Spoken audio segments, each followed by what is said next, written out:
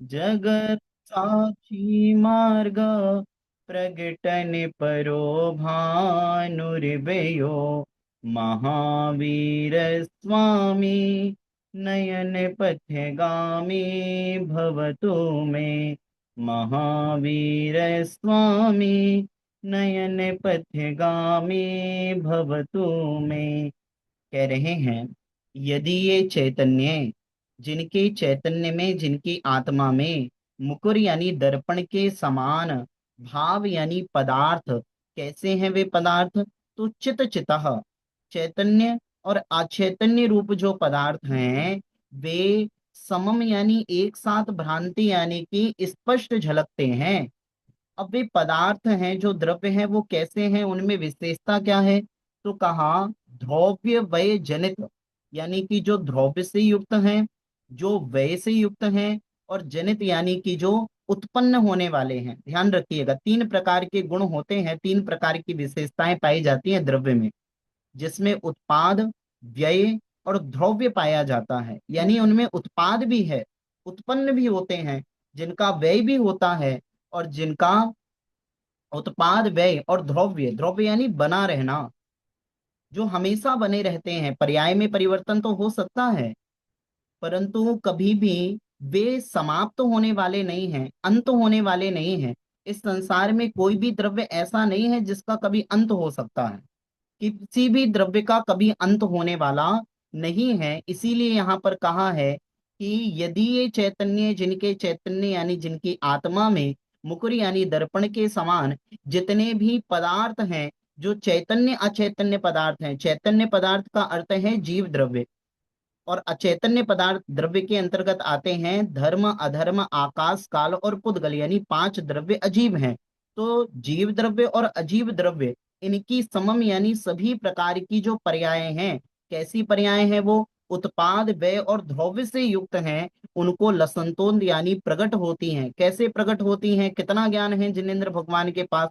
तो अंतरहिता, जिसके ज्ञान का कभी अंत हो ही नहीं सकता। इस संसार में द्रव्य का कभी अंत नहीं होता है, द्रव्य की पर्यायों का कभी अंत नहीं होता है, यानी जिनेन्द्र भगवान का ज्ञान का भी कभी अंत नहीं होने वाला है। ऐसा जिनका ज्ञान है, और जगत साक्षी मार्ग, जगत को साक्षी करने वाले हैं, जगत को स्पष्ट रूप से जानने वाले हैं, प्रत्यक्ष रूप में जानने वाले हैं, केवल ज्ञान के माध्यम से, छाये ज्ञान और छाये दर्शन के माध्यम से जानने वाले हैं। ऐसे जो जिनेन्द्र भगवान हैं, वो प्रगटन परो, मार्ग प्रगटन परो यानी मोक्ष मार्ग को प्रकट करने के लिए भी भानुर यानी सूर्य के समान है। वे महावीर स्वामी हमारे नयन के पथगामी बने, यानी हमारे नयनों में विचरण करें, ऐसी हमारी भावना है। हम उन भगवान महावीर को नमस्कार करते हैं, जो महावीर सर्वज्ञता के गुणों से भी युक्त हैं, सब कुछ जानने वाले भी हैं, और मार्ग प्रगटन परो भानुरिव, इसका अर्थ होगा जो मोक्ष मार्ग को प्रकट करने वाले हैं, यानी हितोपदेशी हैं। यहाँ पर जब पहले छंद को हमने पढ़ा है, इस छंद में भगवान की सर्वज्ञता को और भगवान के हितोपदेशी गुणों को नमस्कार किया गया है। समझ में आ रही है बात? भगवान महावीर स्वामी के सर्वज्ञता यानी जो सब कुछ जानते हैं, और भगवान के हितोपदेशिता यानी भगवान जो हित का उपदेश देने वाले हैं, भव्य जीवों के आत्मा के कल्याण के लिए उपदेश देने वाले हैं, उन भगवान महावीर स्वामी के उन गुणों को नमस्कार किया है। ध्यान रखिएगा, जैन दर्शन में व्यक्ति की पूजा नहीं होती, गुणों की पूजा होती है। व्यक्ति पूजक नहीं है जैन धर्म, गुणों की पूजा करने वाला है जैन धर्म। इसमें किसी व्यक्ति की पूजा नहीं है। संसार में महावीर नाम के अनेकानेक लोग हमें मिल जाएंगे, पर महावीर उन नाम रखने से महावीर नहीं। यहाँ पर कहा है मैं उन महावीर को नमस्कार कर रहा हूं जिनकी आत्मा में ऐसा कैवल्य ज्ञान प्राप्त हो गया है, जिन्हें चेतन अचेतन द्रव्य स्पष्ट रूप से झलक रहे हैं, और जो संसार के भव्य जीवों के आत्मा के कल्याण के लिए हित का उपदेश दे रहे हैं, यानी हितोपदेशी हैं। उन भगवान महावीर स्वामी को हम सब नमस्कार करते हैं, और यही भावना भाते हैं कि हे महावीर भगवान, आप हमारे नयनों में विचरण करें। यानी कि हे जिनेन्द्र भगवान, मैं अपनी आंखों का जब उपयोग करूं तो भगवान आप मुझे दिखाई दें। इस संसार ने पुद्गल को तो बहुत देख लिया, इस संसार ने पर को तो बहुत देख लिया, अप्रयोजन भूत भी बहुत देख लिया इन आंखों ने, पर भगवान अब इस आंखों को प्रयोजन अप्रयोजन भूत नहीं देखना है। अब इन आंखों को आपको देखने की जिज्ञासा है। संसार में सब कुछ देखने के बावजूद मेरे अंदर संतुष्टि नहीं आई है। अब जिनेंद्र भगवान मैं आपको देखना चाहता हूँ, जिससे मेरे अंतरंग में वो संतुष्टि आ सके। हे जिनेंद्र भगवान, हमें आप देखने को मिल पाए। दृष्ट्वा भवन्तम निमेष विलोकनीयम नान्यत्य तोषमुपयाति जनस्य चक्षु। हे जिनेंद्र भगवान, संसार में बहुत कुछ देखा है, पर आपको देखने से जो संतुष्टि प्राप्त होती है, वो अन्यतर किसी को देखने से आत्मा में संतुष्टि प्राप्त नहीं होती है। संसार के वैभव को देखने से जो जो संतोष नहीं मिलता है, वो संतुष्टि भगवान आपके श्री चरणों को देखकर, आपकी वीतरागी मुद्रा को देखकर होता है। ये चर्चा हमने पहले श्लोक के माध्यम से की थी। आइएगा अगले श्लोक की ओर चलते हैं। आप सभी लोग जिनवाणी अगर लिए आवाज हो, नहीं आ रही है वाणी पंडित जी। सभी को आ रही है? हमारी आवाज ऑडिबल है? आवाज क्लियर है। हमारे को तो आ रही है एकदम क्लियर। एक बार आप ओके, एक बार आप डिस्कनेक्ट होकर पुनः कनेक्ट कीजिए, शायद एरर हो सकता है वहां से। पंडित जी आपकी आवाज नहीं आ रही है। आवाज आ रही है भाभी। आप एक बार डिस्कनेक्ट होके वापस से रीजॉइन कीजिए, आपका माइक का वॉल्यूम तेज कर लीजिए, आवाज आ रही है। एक बार देख लें। ओके, चलिए आइए दूसरे नंबर के छंद को देखते हैं। एक एक शब्द का उच्चारण हम यहाँ से करेंगे, और इसके बाद एक एक पंक्ति का उच्चारण भी करेंगे। देखिएगा, अताम्रम, अताम्रम, यच्चक्षु, यच्चक्षु, कमल युगलम, स्पंदरहितम, जनान कोपापायम, जनान कोपापायम, प्रगटयति, प्रगटयति, वाभ्यान्तरमपि, वाभ्यान्तरमपि, स्फुटं मूर्तिर्यस्य, मूर्तिर्यस्य, प्रशमति, प्रशमति, मयि, वाति विमला, वाति विमला, वाति विमला, महावीर स्वामी नयन पथगामी भवतु में। इस प्रकार से इसका उच्चारण होगा एक एक शब्दों का। अताम्रम यच्चक्षुः कमलयुगलं स्पन्दरहितं जनान् प्रगटयति वाभ्यान्तरमपि स्फुटं मूर्तिर्यस्य प्रशमति मयि वाति विमला महावीरस्वामी नयन पथगामी भवतु मे। पुनः मैं एक बार उच्चारण कर रहा हूँ, पुनः एक बार देखिएगा। अताम्रम यच्चक्षुः कमलयुगलं स्पन्दरहितं जनान् प्रगटयति वाभ्यान्तरमपि स्फुटं मूर्तिर्यस्य प्रशमति मयि वाति विमला महावीरस्वामी नयन पथगामी भवतु में। स्पष्ट हुआ? उच्चारण करेगा कोई? मैं करूं? कल, हाँ बिल्कुल करिए। ताम्रं यच्चक्षुः कमलयुगलं स्पन्दरहितं जनान् कोपापायं प्रकटयति वाभ्यन्तरमपि स्फुटं मूर्तिर्यस्य प्रशमितमयि वाति विमला महावीरस्वामी नयन पथगामी भवतु मे। जी हाँ, नीता जी करना चाहेंगे?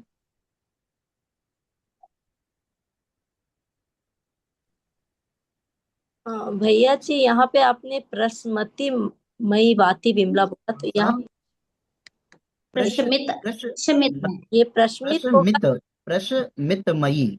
हाँ, आपने छोटी माँ की छोटी मात्रा है और या में बड़ी मात्रा है, तो यहाँ पर प्रशमित मयी, इस प्रकार।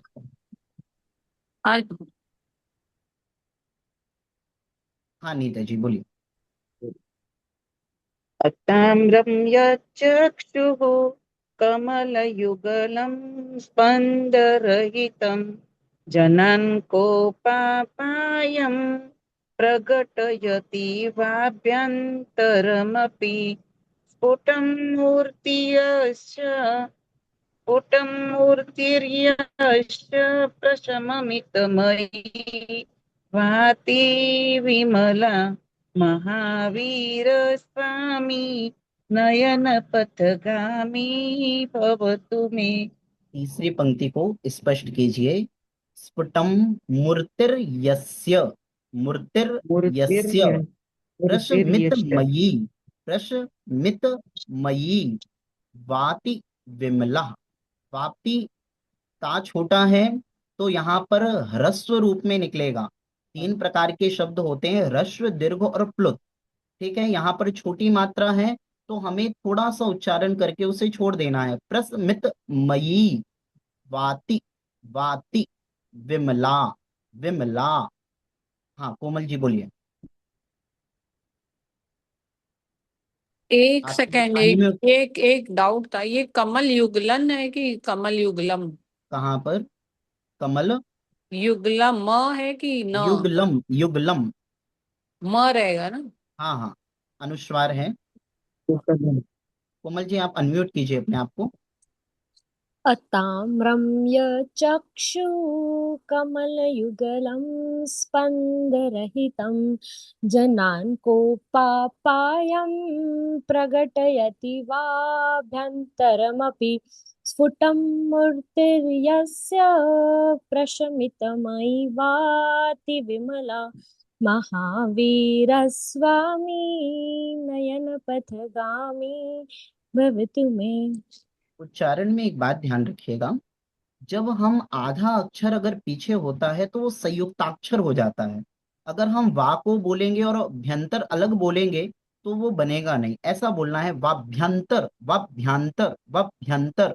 यानी कि आपको भा को साथ में लेकर चलना है, बा के आप उसको छोड़ नहीं सकते, ये संयुक्ताक्षर हो जाते हैं। आइएगा हम इसके अर्थ की ओर चलते हैं। अताम्रम, आ यानी नहीं है, ताम्रम, तांबा देखा है आप लोगों ने? तांबा बिल्कुल लाल से कलर का होता है, उसमें लालिमा होती है। तो कह रहे हैं यच यानी जिनके चक्षु यानी कि आंखों में, अताम्र यानी कि तांबे जैसी लालिमा नहीं है। हमें जब बहुत क्रोध आता है ना तो हमारी आंखें तांबे की तरह लाल हो जाती हैं, लालिमा से युक्त हो जाती है ना? देखो कितना क्रोध आया है, कितना गुस्सा आया है, आंखें बिल्कुल लाल हो गई हैं इसकी। बोला जाता है ना, जब क्रोध आता है, क्रोध का आवेग आता है तो वो हमारे शरीर से भी दिखता है, हमारे हाव भाव से भी दिखता है, और हमारी आंखों में, हमारी इंद्रियों में वो दिखने लगता है स्पष्ट रूप से, आंखें लाल हो जाती हैं।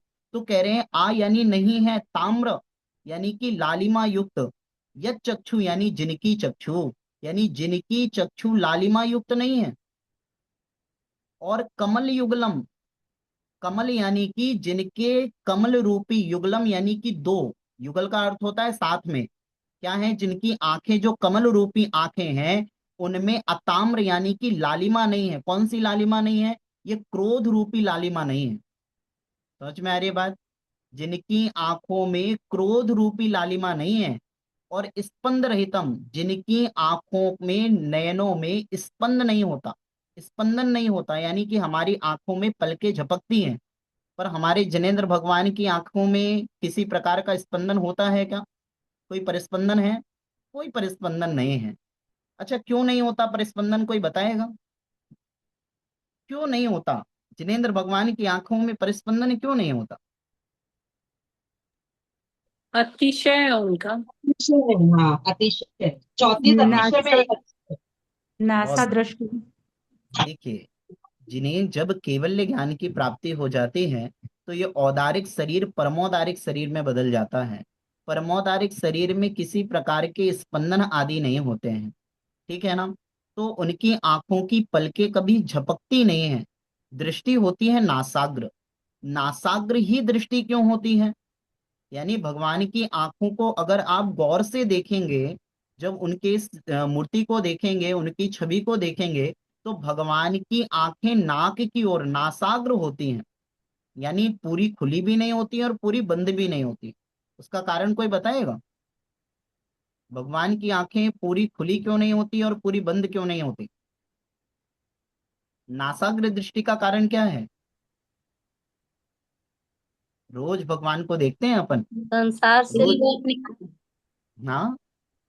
संसार से परे राग और द्वेष से रहित उनकी दृष्टि होती है। बहुत बढ़िया। हम जब आंखें हमारी खुलती हैं, यानी हमें अच्छा लग रहा होता है। हम जब किसी को जो हमारा प्रिय होता है, हमें जो वस्तु रुचिकर लगती है, उसको जब हम देखते हैं तो हमारी आंखें बिल्कुल बड़ी बड़ी हो जाती हैं, पूरी खुल जाती हैं। और जब हमें कोई चीज अच्छी नहीं लगती है, जिसपे अरुति होती है हमें, जिससे हमें अप्रियता होती है, जो हमें बिल्कुल अच्छी नहीं लगती है, उसको देखकर हमारी आंखें बंद हो जाती हैं बिल्कुल। होता कि नहीं होता संसार में? यानी आंखों का खुलना, आंखें खोलकर संसार को देखना, ये तो राग है। और किसी वस्तु को देखकर आंखें बंद कर लेना, यानी कि ये द्वेष है। आपको अच्छा नहीं लगा। अब भगवान को ना रति है, यानी कोई चीज अच्छी भी नहीं लगती, रुचिकर भी नहीं लगती, और कोई वस्तु अरति भी यानी कि अप्रिय भी नहीं लगती। यानी भगवान को किसी वस्तु से, किसी भी दृश्य से संसार के राग नहीं है, इसीलिए भगवान की आंखें पूरी खुली नहीं है। और भगवान को किसी से द्वेष भी नहीं है, इसीलिए भगवान की आंखें बंद भी नहीं है। यानी भगवान की छवि में जो वीतरागता है, वो नासाग्र दृष्टि से प्रकट होती है। भगवान, आपकी आंखें पूरी खुली इसलिए नहीं है क्योंकि संसार को देखने में आपकी रुचि नहीं है, आपको संसार में कोई प्रिय नहीं है, आपके अंदर कोई रति नहीं है, कोई राग नहीं है। और भगवान, आपकी आंखें पूरी बंद इसलिए नहीं है क्योंकि आपको किसी से कोई द्वेष नहीं है। तो भगवान, आपकी जो छवि है वो वीतरागी है। तो कहा अताम्रम यक चक्षु, जिनके चक्षु यानी कि जिनकी आंखों में अताम्र यानी कि तांबे जैसी लालिमा नहीं है, यानी क्रोध की लालिमा नहीं है, क्रोध ये से युक्त उनकी आंखें नहीं है। और स्पंद रहितम यानी कि उनकी आंखों में किसी प्रकार का स्पंदन भी नहीं है। जनान को पापायम, जनान यानी कि संसार के लोगों के जो कोप यानी जो क्रोध है, उस क्रोध को अपायम यानी कि क्या करने वाले हैं? भगवान, आप क्रोध से भी दूर हैं। जनान यानी कि इस संसार के लोगों के क्रोध से भी दूर हैं, क्रोध को भी दूर करने वाले हैं। इसके दो अर्थ लगाए जा सकते हैं। जनान को पापायम, भगवान इस संसार के भव्य जीवों के कोप को दूर करने में प्रगटयति, यानी भगवान आप प्रगट हैं, यानी समर्थशाली हैं। समझना, भगवान इस संसार के भव्य जीवों के क्रोध को दूर करने में, को पापायम यानी कि कोप को अपाय यानी दूर करने में, प्रगटयति भगवान आप समर्थशाली हैं, प्रकट होते हैं, दिखाई देते हैं। संसार के भव्य जीवों के क्रोध को दूर करने में भगवान आप समर्थशाली दिखाई देते हैं। कैसे क्रोध को? वा आभ्यंतरमपि, बाह्य क्रोध को भी और आभ्यंतर क्रोध को भी। बाह्य क्रोध यानी जो हमारे शरीर में दिखाई दे रहा है, क्रोध हमारे हाव भाव से प्रकट हो रहा है। और एक होता है अंतरंग में क्रोध होना। तो जो अंतरंग के क्रोध और बहिरंग के क्रोध, यानी कि जिनेंद्र भगवान स्वयं तो अंतरंग और बहिरंग क्रोध से दूर हो चुके हैं। बहुत करना इस बात पर। क्रोध जो कसाय है, ये क्रोध कसाय चार प्रकार की होती हैं। अनंतानुबंधी रूप होती है, अप्रत्यक्षानावरण रूप होती है, प्रत्यक्षानावरण रूप होती है, और स्वंजलन रूप होती है। जब अनंतानुबंधी रूप कसाय होती है क्रोध, तो वो पहला गुण स्थान बनता है मिथ्यात्व का। जब अनंतानुबंधी का लोप हो जाता है, अप्रत्यक्षानावरण होती है, तो वो चौथे गुण स्थान अविरत सम्यक दृष्टि रूप होती है। जब अप्रत्यक्षानावरण क्रोध भी चला जाता है, कसाई भी चली जाती है, तो पांचवा गुण स्थान बनता है प्रत्यक्षानावरण कसाय का। और प्रत्यक्षानावरण कसाय भी चली जाती है तो फिर छठवां गुण स्थान बनता है। और इसके बाद संजलन कसाय जो रहती है, वो 10वें गुण स्थान तक रहती है। यानी कि 10वें गुण स्थान तक भगवान क्रोध रहता है। पर आप तो भगवान कौन से गुण स्थान में हैं? 13वें गुण स्थान में बैठे हैं, 13वें गुण स्थान में विराजमान है अरिहंत भगवान। यानी आपको कोई क्रोध नहीं है, ना आभ्यंतर क्रोध है और ना ही बाह्य में क्रोध है।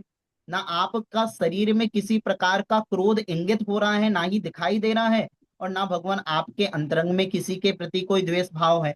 तो भगवान आपकी छवि से ना अंतरंग में क्रोध प्रकट हो रहा है, ना बहिरंग में क्रोध प्रकट हो रहा है। बहुत गौर से इस पंक्ति का अर्थ लगाना, दो अर्थ निकलेंगे इसमें। एक अर्थ तो ये निकलेगा कि भगवान, हे जिनेन्द्र भगवान, आप अंतरंग और बहिरंग क्रोध से दूर हो गए हैं। आपको देखकर प्रकटयति, यानी आपको देखकर ऐसा प्रकट हो रहा है, ऐसा लग रहा है मानो कि आप अंतरंग और बहिरंग क्रोध आदि कसायों से दूर हो गए हैं। और दूसरा अर्थ ये लगाना है, जनान को पापायम, इस संसार के लोगों के अपाय क्रोध को दूर करने के लिए, अपाय यानी दूर करने के लिए भगवान कैसे क्रोध को दूर करते हैं आप, तो बाह्य और आभ्यंतर क्रोध को दूर करते हैं। अपन जब जिनेंद्र भगवान के पास जाते हैं, कितनी भी कसाएं हमारे अंतरंग में हो, भगवान के मंदिर की सीढ़ी पे जब पैर रखते हैं और उस देहरी को हम से अंदर जाते हैं, जिनेंद्र भगवान के मंदिर की वो घंटी जब हम बजाते हैं और वो जो ध्वनि हमारे कानों में पड़ती है, तो हमारा जितना उपयोग संसार की ओर भाग रहा था, वो सारा उपयोग जिनेंद्र भगवान की ओर चला जाता है। कितना भी कसाय वाला जीव हो, पर जिनेंद्र भगवान के मंदिर में जाता है तो परिणामों में शांति आ जाती है, संतोष आ जाता है। क्यों हो जाता है? कि भगवान आपको देखकर ऐसा प्रकट होता है कि मानो संसार के जीव का क्रोध आदि कसाय अपाय हो गई हैं, यानी दूर हो गई हैं। भगवान आप हमारे अंतरंग और बहिरंग क्रोध को दूर करने में आप समर्थशाली हैं। समझ में आई बात? आगे कह रहे हैं, स्फुटम मूर्ति यस्य, स्फुटम मूर्ति यस्य, स्पष्ट रूप से भगवान प्रकट होता है मूर्ति यस्य, आपकी मूर्ति को देखकर कैसा लगता है, तो कह रहे प्रसमतमयी। कैसी है आपकी मुद्रा? तो कहा प्रसमतमयी, भगवान आपकी मुद्रा प्रशांत रूप है। कैसी मुद्रा है आपकी? प्रशमतमयी, प्रशांत मुद्रा है। आपने जिनेंद्र भगवान को देखा, रोजाना दर्शन करते हैं आप लोग? रोजाना दर्शन करने का तो नियम है। सुबह से हम जिनेंद्र भगवान के मंदिर दर्शन करने जाते हैं, उन वीतरागी भगवान को देखते हैं। कैसे दिखते हैं हमें वे भगवान? प्रशांत रूपाय दिगंबराय देवादिदेवाय नमो जनाय, बोलते हैं अपन। हे भगवान आपकी मुद्रा प्रशांत रूप है। अहो भगवान, धन्य हो गया आज इस प्रशांत मुद्रा के दर्शन करने मिले। प्रशांत का अर्थ क्या हुआ? भगवान आप बहुत हंस भी नहीं रहे हो, ऐसा नहीं है भगवान आप बहुत ठिलठिलाकर हंस रहे हो, ऐसा तो नहीं है।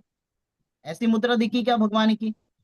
क्योंकि हास्य नाम की एक कसाय होती है, और वो हास्य नाम की कसाय जिनेंद्र भगवान में होती नहीं है।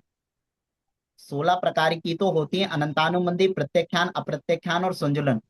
ये इस रूप में जो क्रोधमान माया लोग रूप में होती है, वे 16 प्रकार की कसाय। इसके बाद जो किंचित कसाय के रूप में होती है, वो होती है हास्य, रति, अरति, शोक, भय, जुगुप्सा, स्त्रीवेद, पुरुषवेद और नपुंसक वेद। तो भगवान आप प्रशांत हैं, आपके अंदर हास्य कसाय नहीं है, आप हंस नहीं रहे हैं, परंतु भगवान क्या है? आप प्रशांत हैं भगवान। और कैसे हैं? तो भगवान प्रशांत रूपाय प्रशमतिमयी, आपकी उस प्रशांत मुद्रा को देखकर क्या है भगवान? प्रशांत रूपी मुद्रा अति विमलः, वा अति विमलः, वा अति विमलः, भगवान कैसी है? निर्मल है। निर्मल का विमलः का अर्थ क्या हुआ? विमल का अर्थ क्या हुआ? मल से रहित है। कैसी है भगवान की मुद्रा? कोई मल नहीं है। भगवान के शरीर में परिग्रह रूपी बाह्य मल भी नहीं है, और अंतरंग में कसाय आदि मल भी नहीं है।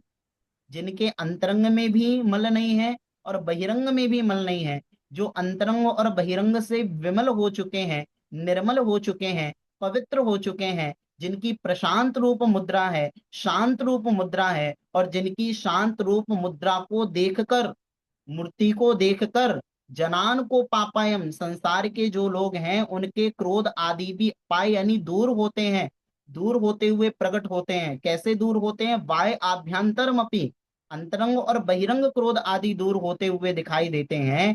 वे महावीर स्वामी नयन पथगामी भवतु में, ऐसे भगवान महावीर स्वामी हमारे नयन के पथ के गामी बने, हमारे नयनों में विचरण करें, हमारा उपयोग भगवान आपकी ओर ठहरे। पुनः समझिएगा अर्थ, बहुत अद्भुत अर्थ है इसमें। अताम्रम यत् चक्षु, जिनकी यत् चक्षु यानी कि जिनके नेत्र। कैसे नेत्र? कमल युगलम, यानी कि कमल के समान युगल। भगवान के नेत्रों को कमल की संज्ञा दी गई है। भगवान आपके नेत्र कैसे हैं? कमल के समान हैं। वो कैसे हैं? तो अताम्रम, पहली विशेषता है अताम्र है, यानी कि उसमें क्रोध की कोई लालिमा नहीं है, यानी उनके क्रोध कसाय नहीं है। और स्पंद रहितम, यानी कोई भी स्पंदन नहीं है। और जनान को पापायम, संसार के लोगों के क्रोध को अपाय यानी दूर करने में भी प्रकटयति यानी प्रकट होते हैं, दिखाई दे रहे हैं संसार के भव्य जीवों के क्रोध आदि कसाय को दूर करने में सामर्थ। कैसे? बाह्य अभ्यंतर यानी कि बहिरंग और अंतरंग दोनों प्रकार के क्रोध आदि से दूर करने वाले हैं। स्फुटम मूर्ति यस्य, स्पष्ट दिखाई दे रहा है भगवान, स्पष्ट तौर पर मूर्ति यस्य, आपकी प्रतिमा, आपका जिन प्रतिबिंब जी भी जब हम देखते हैं, आपकी छवि हम जब देखते हैं तो कैसी छवि है वो?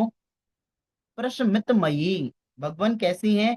प्रशांत रूप है, शांत रूप है, जिसमें कोई क्रोध नहीं दिखता, जिसमें कोई कुंठा नहीं दिखती, जिसमें कोई रति और अरति के भाव नहीं दिखते, जिसमें हमेशा शांत मुद्रा दिखाई देती है, प्रशांत दिखाई देते हैं। भगवान आपको देखकर लगता है कि संसार में आपसे अधिक संतोष किसी को नहीं है।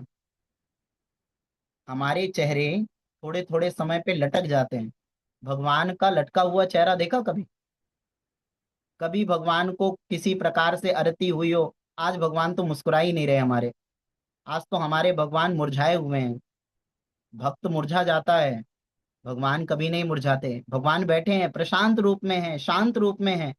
भगवान को ना कुछ करने की किसी प्रकार से कोई जिज्ञासा है, ना कोई कंठा कुंठा है। आप भगवान के मंदिर आए, भगवान का अभिषेक करें, भगवान की पूजा करें, तो भी भगवान को कोई लेना देना नहीं। और आप ना भी करें, अपने घर में बैठे रहें, तो भी भगवान को कोई लेना देना नहीं। भगवान तो जैसे प्रशांत स्वरूप में है, उनके शांति में, उनके संतोष में, उनके अनंत सुख में किंचित भी, ध्यान रखना, किंचित भी कमी होने वाली नहीं है हमारे माध्यम से। हम भगवान को विकल्प पैदा कर दें इतनी हम में शक्ति ही नहीं है। भगवान हम भक्तों से कभी विकल्पात्मक नहीं बनते, कभी विकल्प नहीं करते। तो यहाँ कहा है भगवान, आप स्वयं तो अंतरंग और बहिरंग क्रोध आदि कसायों से रहित हैं, और जनान को पापायम यानी जो व्यक्ति आपके शरणागत होता है, उस व्यक्ति के भी क्रोध आदि कसाय दूर हो जाती हैं। अनुभव कीजिए आप, कितने भी क्रोध आदि में हो, पर भगवान के सामने जब जाकर बैठते हैं तो अपने आप परिणामों में निर्मलता आने लगती है, क्षमा के परिणाम आने लगते हैं। यानी कि द्रव्य क्षेत्र काल आदि के माध्यम से हमारे भावों में परिवर्तन तो होता है भैया। आप विचार कीजिए, भगवान के मंदिर में जब बैठते हैं, पूजा की थाली सामने होती है, द्रव्य आदि चढ़ाते हैं, उस समय परिणाम कैसे होते हैं, और उसी मंदिर के देहरी के बाहर जब हम निकलते हैं तब हमारे परिणाम कैसे होते हैं, कितना अंतर आ जाता है।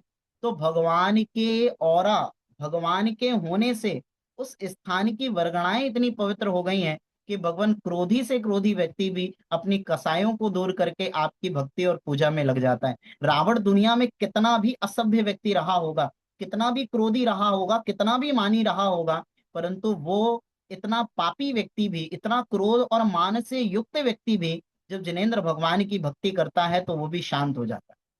होता कि नहीं होता? जिनेंद्र भगवान की छवि ही ऐसी है, जिनेंद्र भगवान की मुद्रा ही ऐसी है। अभी कुछ समय पहले चांदनपुर के महावीर भगवान, वहां से एक वीडियो किसी ने हमें दिखाया कि एक चोर वहां पर चोरी करने गया, रात्रि के समय मंदिर में ही छुप गया, चारों तरफ से दरवाजे आदि महावीर जी के बंद कर दिए गए। बड़े मंदिर में जो मूलनायक वेदी है उसके पास में जाकर उसने तोड़ा उस गेट आदि को कांच के, और वहां से छत्र आदि निकाला। परंतु जैसे ही उसकी भावना हुई भगवान को देखने की, तो उसने वहां पर साष्टांग नमस्कार करते हुए, वहां पर छत्र आदि रखते हुए, वहां पर अपने हाथों से एक लेटर लिखा और वहां पर भगवान के चरणों में चढ़ाया कि भगवान, मुझे आवश्यकता थी पैसों की, इसलिए मैं आपके यहाँ चोरी करने के मेरे भाव बने, परंतु अब आपको देखकर मेरे परिणाम नहीं करते हैं, मैं यहीं पर आपसे क्षमा याचना करता हूँ। तो चोर से चोर व्यक्ति भी, व्यसनों से युक्त व्यक्ति भी जब जिनेंद्र भगवान की शरण को लेता है, उनके औरे में आता है, उनकी वर्गणाओं से युक्त होता है, तो उसके अंदर भी संतोष आ जाता है। ध्यान रखना, संतोषी व्यक्ति के पास बैठने पर हमें भी संतोष हो जाता है, संगति का असर जरूर होता है। तो कह रहे हैं भगवान, जनान को पापायम यानी कि इस संसार के भव्य जीवों के क्रोध आदि कसायों को अपाय यानी कि आप हरण करने वाले हैं, दूर करने में आप समर्थशाली हैं, ऐसे हैं हमारे जिनेंद्र भगवान। ऊपर की पंक्ति में तो कहा भगवान आप स्वयं अताम्र हैं, यानी कि आप में स्वयं क्रोध नहीं है, क्रोध की लालिमा से युक्त आपकी आंखें नहीं है। अब एक बात बताइए, भगवान जिनेंद्र भगवान के, वीतरागी भगवान की आपने मुद्रा देखी है, इस मुद्रा में आपको क्या दिखाई दिया? कोई शस्त्र है, कोई धनुष है, कोई बाण है, कोई त्रिशूल है, किसी राक्षस को मारना है, गुस्से में क्या कोई लाल आंखें हैं? कुछ भी नहीं है। कितने शांत है भगवान, यही पार्श्वनाथ भगवान जिनका कल हमने निर्वाण लाडू चढ़ाया है। जरा गौर कीजिएगा उनके जीवन में। भगवान पार्श्वनाथ के सामने, जो भगवान पार्श्वनाथ केवल ज्ञान का पुरुषार्थ कर रहे हैं, जो पार्श्वनाथ अंतरंग में डूबे हुए हैं, उन पार्श्वनाथ ने कुछ नहीं बिगाड़ा कमट का। पर वो कमट आता है, भगवान को अपशब्द कहता है। अपशब्द से विचलित नहीं होते भगवान, तो उनके ऊपर उपसर्ग करना प्रारंभ करता है, कुवर्षाएं करता है, अग्नि बरसाता है, ओले बरसाता है। तुम पर निर्जन वन में बरसे ओले शोले पत्थर पानी, आलोक तपस्या के आगे चल सकी न सटकी मन मानी। पढ़ते हैं अपन पूजा में कि धन्य है भगवान, इतना प्रयास किया सामने वाले ने आपको डिगाने का, पर भगवान धन्य है आप बैठे रहे। अच्छा, क्या पार्श्वनाथ भगवान के पास शक्ति नहीं थी प्रति उत्तर देने की? मैं आपसे पूछता हूँ, क्या उनमें इतनी शक्ति नहीं थी, इतना सामर्थ्य नहीं था कि इस कमट को इसका उत्तर दे दिया जाए, थोड़ा डांट दिया जाए, डपट दिया जाए? अरे 63 प्रकार की रिद्धियां थी। कितनी रिद्धियां थी? जो आप लोग पढ़ते हैं ना, नित्या प्रकंपाद बुद्धि वलोघा, ये 64 प्रकार की रिद्धियां हैं। इसमें से केवल ज्ञान रिद्धि को छोड़कर 63 प्रकार की रिद्धियां थी। और उन रिद्धियों में एक थी दृष्टि निर्विष रिद्धि। दृष्टि निर्विष रिद्धि का अर्थ होता है कि जिसको ये रिद्धि प्रकट हो जाती है, वो व्यक्ति अगर क्रोध से किसी के बारे, क्रोध करते हुए किसी को देख ले आंखें खोलकर, तो सामने वाला व्यक्ति भस्म हो जाए। इतना सामर्थ्य था, इतनी शक्ति थी कि एक बार कुछ करना भी नहीं पड़ता, सिर्फ एक बार आंखें खोलकर देख भी लेते तो कमट भस्म हो जाता, नष्ट हो जाता। पर भगवान ने उपयोग किया क्या अपनी शक्ति का? नहीं किया। क्योंकि ध्यान रखना, अगर भगवान उस दिन अपनी इस शक्ति का उपयोग कर लेते, इस रिद्धि का उपयोग कर लेते, तो हम कल उनका निर्वाण कल्याणक नहीं मना रहे थे।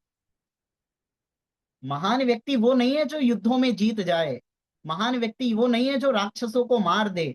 महान व्यक्ति वो नहीं है जो कुमार्ग में चलने वाले लोगों की हिंसा कर दे।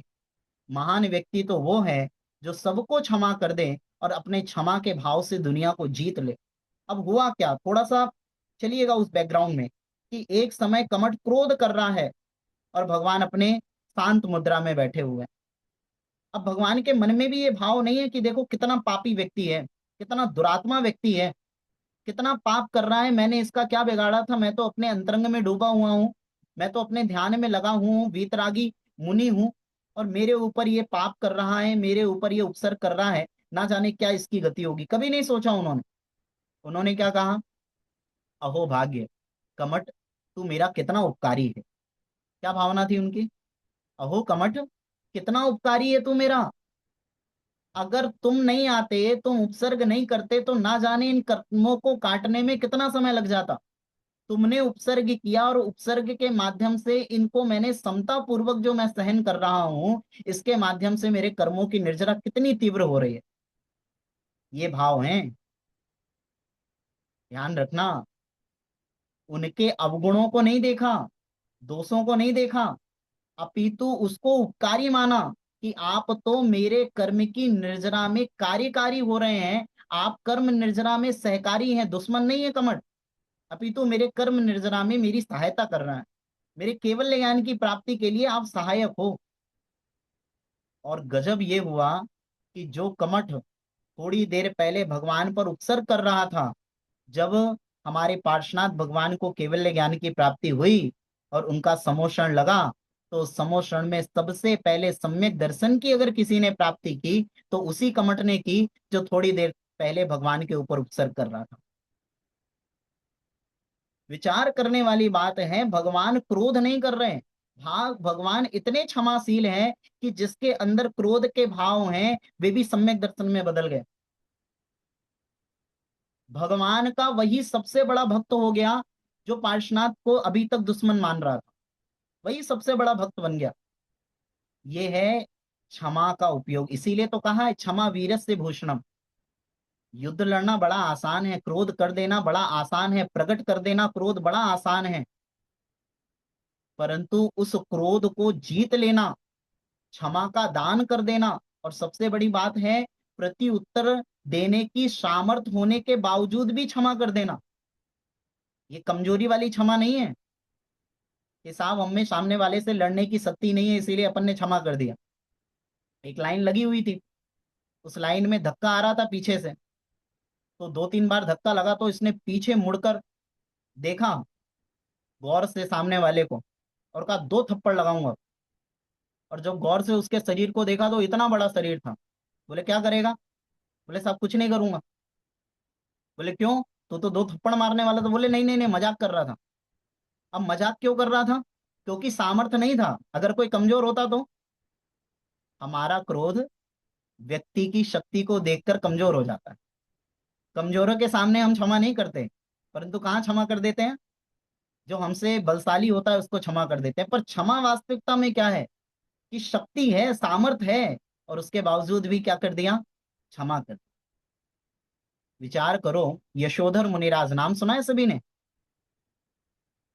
यशोधर मुनिराज को अत्यधिक क्रोध के भाव से, बदले के भाव से राजा शैणिक ने क्या किया? उपसर्ग किया और गले में सर्प डाल दिया, मरा हुआ सर्प। और सर्प, मरे हुए सर्प के डलने के कारण उसमें बहुत सारी चींटियां लगी हुई थी, क्योंकि मरा हुआ सर्प था, उसमें विभिन्न प्रकार के जीव थे, उससे उनका सारा का सारा शरीर में विभिन्न प्रकार के जीव हो गए और बहुत बड़ा उपसर्ग हुआ। और जब चेलना गई और चेलना ने मुनिराज के उस उपसर्गों को दूर किया, उस समय मुनिराज की आंखें खुली। अब श्रेणिक ये सोच रहे हैं कि अब ये मुनिराज मुझे ना जाने कितना कोप करेंगे, मेरे ऊपर कितना क्रोध करेंगे, मुझे तो ना जाने कौन सा अभिश्राप दे देंगे, क्या होगा अब मेरा। और जैसे ही यशोधर मुनिराज ने अपनी आंखें खोली और दोनों को आशीर्वाद दिया, बिल्कुल समान आशीर्वाद दिया, बिल्कुल समान। ऐसा नहीं कि चेलना को ज्यादा दिया हो, सैनिक को कम दिया हो, नहीं, बिल्कुल नहीं, दोनों को समान आशीर्वाद दिया। कहा धन्य है भगवान, वास्तविक अगर कोई मुनि है, वास्तविक अगर कोई वीतरागी है तो आप हैं भगवान, कि मैंने आप पर उपसर्ग किया, आपने मुझे भी वही आशीर्वाद दिया। इस चेलना ने आपके उपसर्ग को दूर किया, इसको भी वही आशीर्वाद दिया। भगवान आपका किसी के प्रति कोई भेदभाव नहीं है। ध्यान रखने वाली बात है, भगवान को क्रोध नहीं है, मुनिराजों को क्रोध नहीं है। तो कह रहे हैं अताम्रम यक चक्षु, जिनकी चक्षु, जिनके नयनों में किसी प्रकार की क्रोध की लालिमा नहीं है, और स्पंद रहितम, किसी प्रकार का स्पंदन नहीं है, अपितु जनान को पापायम, यानी संसार के भव्य जीवों के कोप को भी भगवान अपाय यानी दूर करने में प्रकट यानी समर्थशाली है। कैसे क्रोध में? बाह्य अभ्यंतर यानी बाह्य क्रोध और अंतरंग क्रोध को दूर करने में समर्थशाली है। स्फुटम मूर्ति यस्य, स्पष्ट रूप से, मूर्ति यस्य यानी जिनकी छवि, प्रसमति यानी प्रशांत रूप है। भगवान आपकी छवि कैसी है? प्रशांत रूप है। और अति विमला यानी अति निर्मल है, जिसमें किसी प्रकार का कोई मल नहीं है। ऐसे वे भगवान महावीर स्वामी नयन पथगामी, हम सभी के नयनों के पथगामी बने। स्पष्ट हुआ? आइएगा अगले छंद की ओर हम चलते हैं। नमन्ना केंद्राली मुकुट मणि भाजाल जटिलम, लसत पादाम भोज, लसत पादाम भोज, द्वय मिह यदीयम तनुभृताम, तनुभृताम भवज्ज्वाला शांतै प्रभवती जलम वा स्मृतमपि, महावीर स्वामी नयन पथगामी भवतु मे भवतु नः। नमन्नाकेन्द्राली भैया जी मुकुटमणिभाजाल जटिलम स्क्रीन शेयर लसत। स्क्रीन में आ रहा है मेरे ख्याल से। नहीं, स्क्रीन शेयर नहीं हुई। नमन्नाकेन्द्राली मुकुटमणिभाजाल जटिलम, लसत पादाम्भोज द्वैमिः यदीयं तनुभृतां, भवज्ज्वाला शान्तै प्रभवति, प्रभवति जलं वा स्मृतमपि, महावीर स्वामी नयन पथगामी भवतु मे। कोई बोलेगा इससे? कोई बोलना चाहता है? जी रूनू भाभी बोलिए।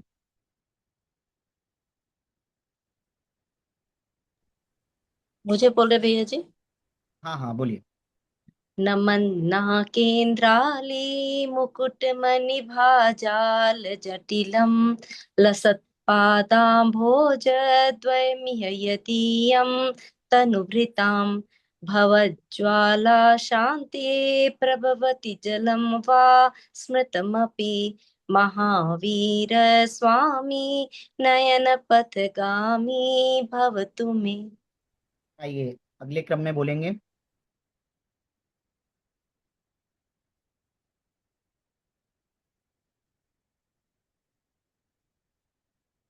कनक जी बोलिए।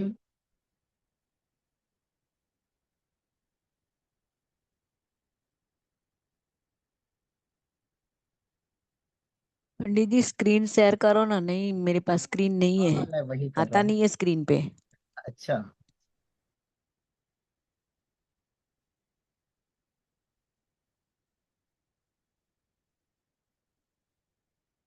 मैंने कह दिया अपने टेक्निकल टीम से, वो एक बार में कर रहे हैं। आइएगा, जब तक किसी और के पास अगर हो तो सामने वो बोल सकते हैं। रत्नत्रय ग्रुप, संदीप भैया अगर ऑडिबल हो तो आप एक बार स्क्रीन शेयर करेंगे।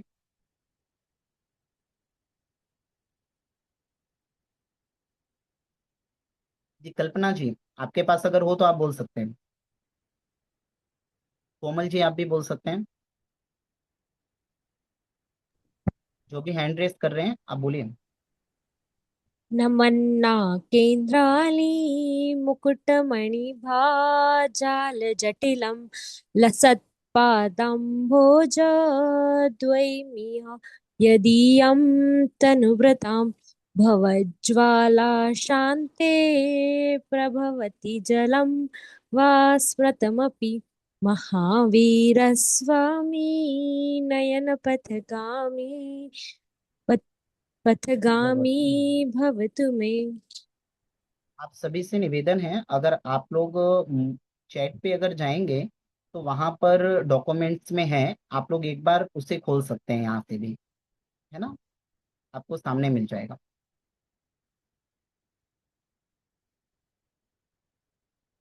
आइएगा, चलते हैं हम इसके अर्थ पर।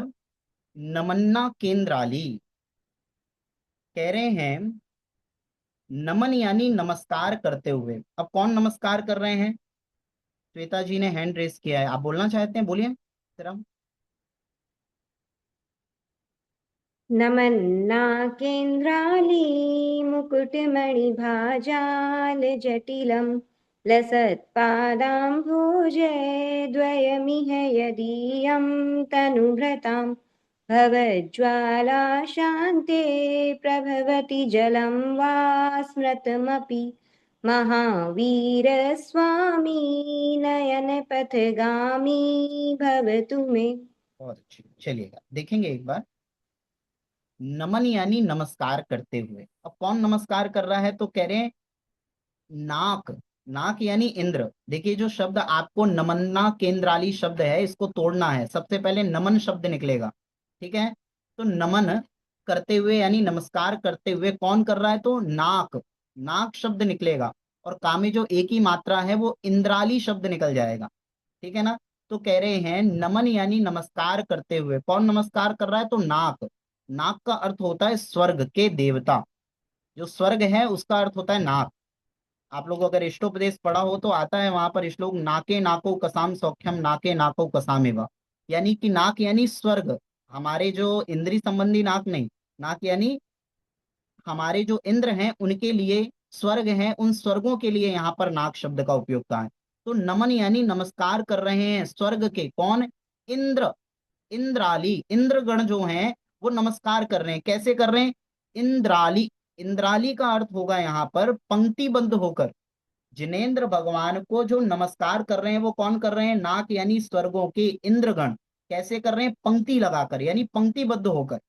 सारे इंद्र आदि जितनी भी महान शक्तियां हैं संसार में, वे सभी प्रकार के वैभव से जो युक्त हैं, ऐसे जो इंद्र आदि हैं वे इंद्र आदि भी पंक्तिबद्ध होकर लाइन लगाकर नमन यानी नमस्कार कर रहे हैं।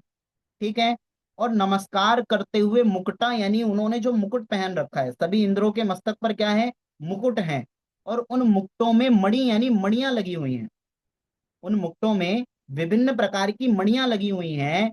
और उन मणियों में भा यानी कि जो कांति है, उस कांति से, उन कांति के जाल यानी समूह से जटिलम यानी युक्त है। यानी कि वो जो मणियां हैं उन मणियों में क्या है, तो कह रहे हैं वे मणियां बहुत प्रकार के भाजाल यानी कि कांति से युक्त हैं। मणियों से क्या आती है, प्रकाश आता है ना। विभिन्न प्रकार की जो मणियां हैं, हीरे मोती पन्ना आदि से जो उनके मुकुट में लगे हुए हैं, उसमें क्या आ रहा है, तो कह रहे कांति से युक्त हैं। उनके जो मुकुट हैं वे कांति से युक्त हैं। और जब वे कांति से युक्त मुकुट जब झुकते हैं, क्योंकि जब इंद्र झुकेंगे तो उनके सिर के मुकुट भी ऑब्वियस सी बात है झुकेंगे। तो कह रहे लसत पादाम भोज, किस, कहाँ झुक रहे हैं, तो कह रहे पादाम भोज, पाद यानी कि चरणों में। कहाँ झुक रहे हैं, चरणों में। दो ही मही यानी दो प्रकार के जो चरण हैं, जिनेन्द्र भगवान के जो दो चरण हैं, उन दो चरणों में क्या हो रहे हैं, वे मणि से युक्त जो मुकुट हैं वे झुक रहे हैं। तो उन मणियों के माध्यम से जो प्रकाश है, भाजाल यानी कि जो उसमें प्रकाश आदि है, उस प्रकाश से उनके पैर यानी कि जो जिनेन्द्र भगवान के पाद हैं वो भी क्या हो रहे हैं, और प्रकाशित हो रहे हैं। हमारे जिनेन्द्र भगवान का शरीर तो प्रकाशमान है, परंतु जब स्वर्गों के देवता भी पंक्तिबद्ध होकर जिनेन्द्र भगवान के चरणों में नमस्कार करते हैं, तो उनके मुकुटों में लगी हुई मणियों में जो चमक है, उस चमक की प्रभा से वो जो दोनों चरण कमल हैं वो और अधिक प्रकाशमान हो जाते हैं। आप लोगों ने भक्तांबर पढ़ा हो तो बोलते हैं भक्तांबर प्रणत मौल मणि प्रभाणा उद्योत कम दलित पाप तमो विताना। कहाँ है जो भक्त आदि हैं, अमर यानी जो देवता हैं, वे देवता भगवान आपके चरणों में जब झुक रहे हैं तो उनकी मणियां को प्रकाश और बढ़ रहा है। यहाँ पर अर्थ थोड़ा सा उल्टा लेना है।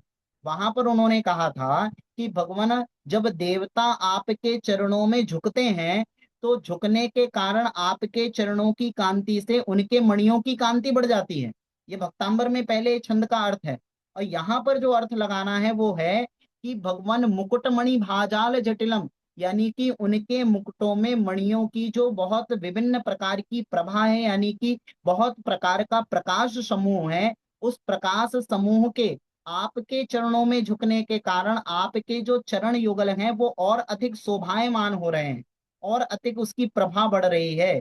यदीयम तनुभृताम, तनुभृताम यानी कि तनु यानी शरीरधारी जो लोग हैं, संसार के लोग हैं, उन संसार के लोगों को भवत ज्वाला यानी कि संसार रूपी जो ज्वाला है, यानी संसार रूपी जो अग्नि है, उस अग्नि को शांति यानी शांत करने में प्रभवती यानी समर्थ है।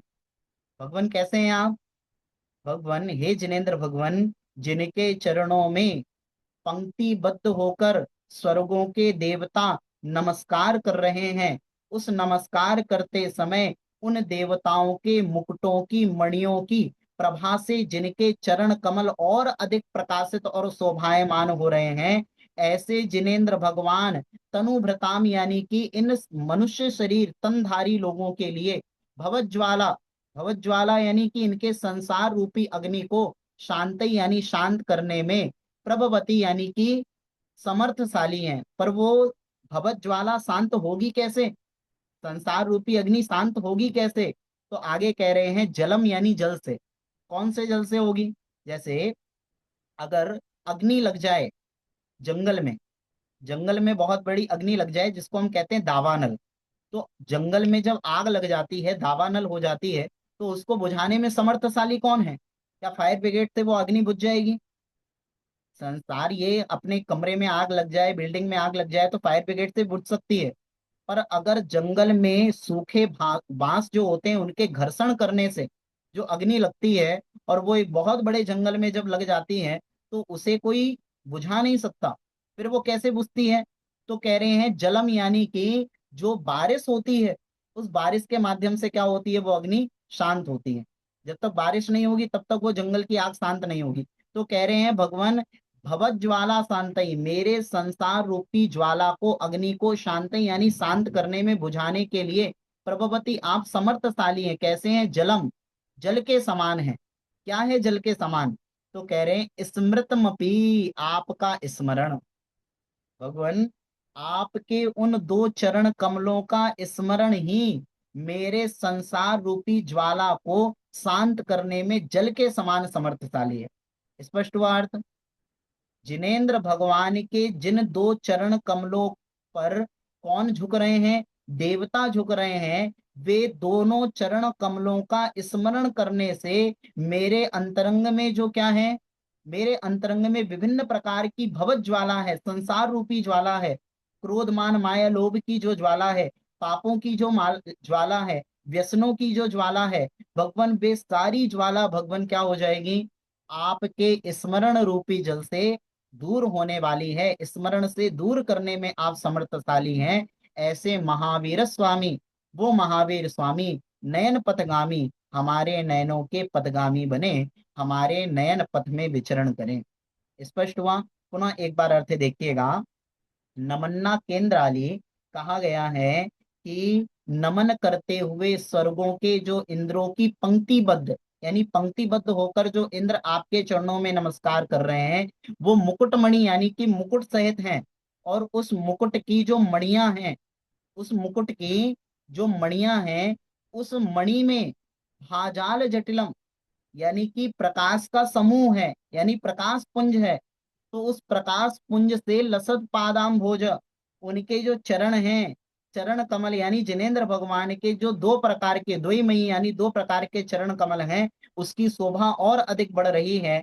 ऐसे तनुभृताम यानी कि तनधारी, शरीरधारी प्राणियों के लिए भवत ज्वाला यानी कि संसार रूपी ज्वाला को, अग्नि को शांत यानी शांत करने में प्रभवती यानी समर्थशाली है। कौन समर्थशाली है? जलम यानी जल।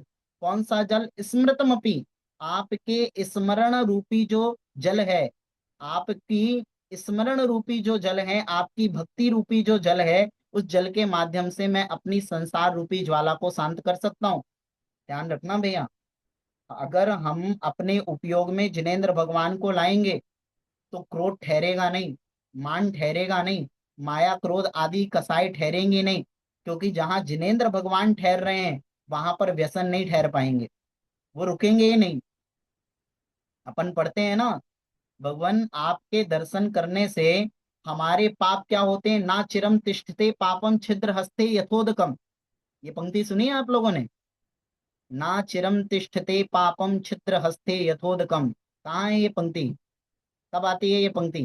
कहाँ आती है? दर्शन, दर्शन पाठ में, दर्शन पाठ में। दर्शन बहुत पाठ। बढ़िया। देवत जी रखी है, क्या हाँ। भावना रखी? भगवान आपके दर्शन करने से जिस जिस प्रकार तरीके से से हमारे हाथों में, क्योंकि हमारे हाथों पानी में की, छिद्र हैं, तो छिद्र से युक्त हथेली में जल लंबे समय तक नहीं ठहरता है। उसी प्रकार से भगवान आपके दर्शन, आपकी भक्ति और आपका स्मरण करने से भी भवज्ज्वाला शांत यानी कि बहुत समय तक क्या नहीं ठहरने वाले? पाप हमारे अंदर ठहरेंगे नहीं, वे भी क्या हो जाएंगे? शांत हो जाएंगे, दूर हो जाएंगे। ये है भगवान जिनेंद्र की भक्ति में इतनी शक्ति होती है। तो ऐसे जो जिनेंद्र भगवान है, ऐसे जो महावीर भगवान है, वो हमारे नयन के पथगामी बने। स्पष्ट हुआ विषय? यहाँ पर जो नमन्ना केंद्राली यानी इंद्रों के समूह की अपन जब विधान आदि करते हैं, शांतिनाथ विधान, तो अपन बोलते हैं ना, निज परिवार सहित इंद्रों के देव जिनालय आए, शांति प्रभु जी के श्री चरणों में। तो ये सब हम बोलते हैं कि भगवान सारा परिवार सहित क्या आते हैं? ये इंद्र आदि भी आपके चरणों में आते हैं। 100 प्रकार के इंद्र होते हैं।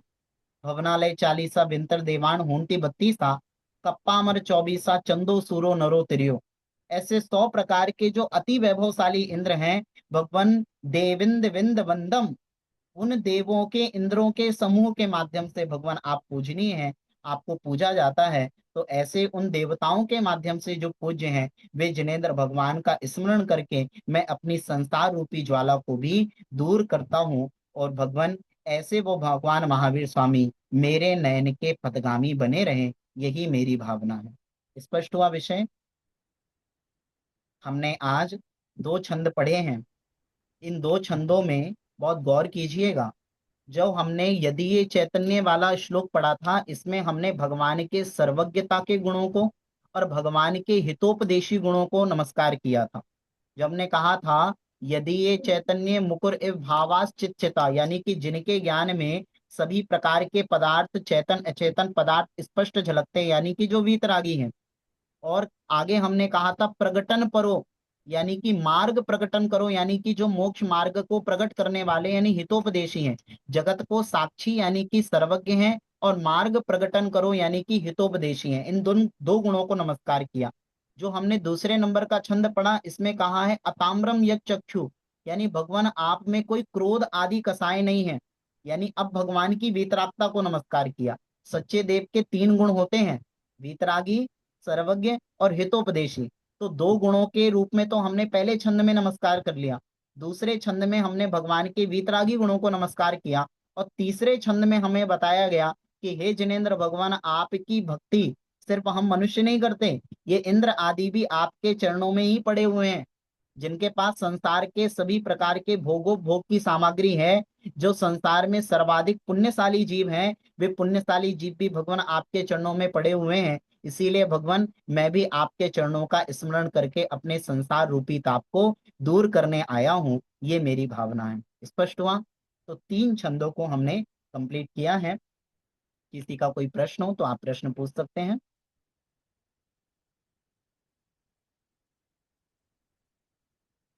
किसी का कोई प्रश्न?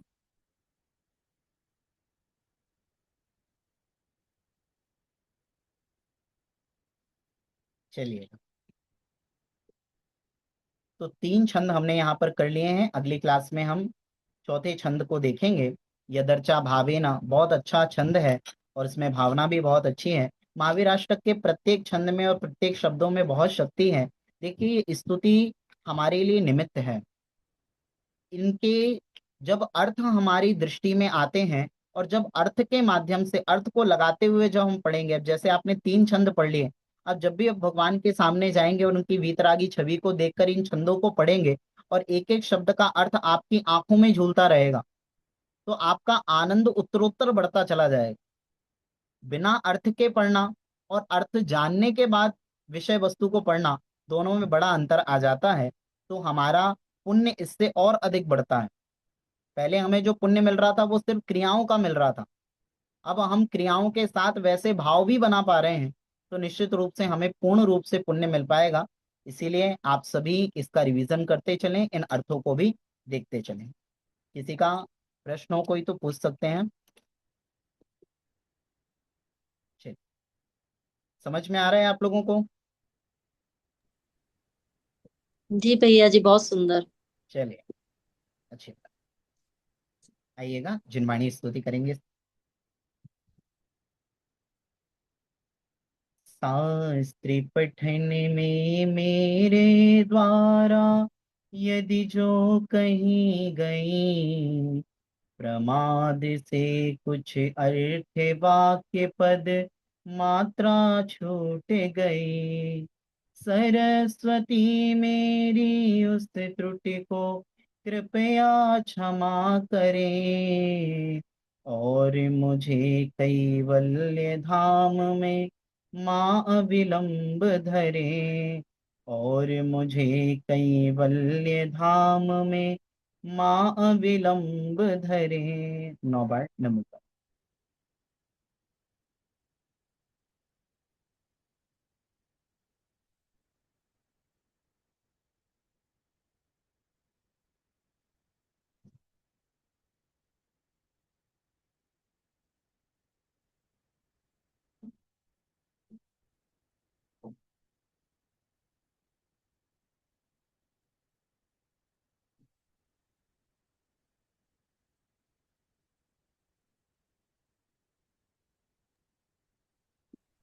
जोले द्वादशांग नई जिनवाणी माता की जय।